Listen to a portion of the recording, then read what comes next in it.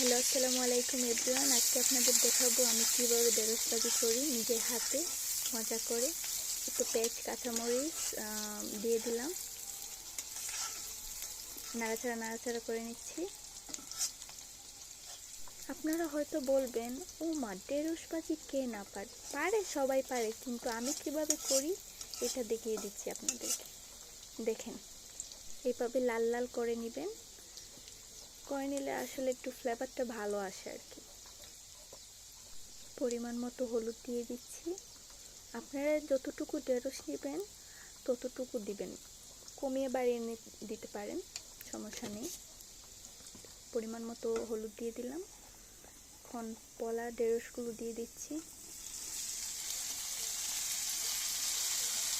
নিজের হাতে করা জিনিস খাইতে এত ভালো লাগে, কি বলবো।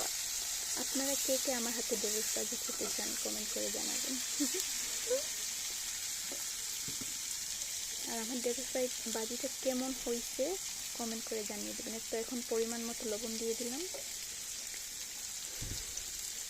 স্বাদ অনুযায়ী আপনারা দিয়ে দেবেন লবণ। তো নাড়াচাড়া করে নেব। একটু শেষ আমার ঢেঁড়স ভাজি। অবশ্যই কিন্তু জানাবেন আমার ঢেঁড়স ভাজিটা কেমন হয়েছে। আর বেশি বেশি লাইক ফলো দিয়ে দেবেন আর শেয়ার করে দেবেন ভিডিওটা, প্লিজ প্লিজ প্লিজ। বাই।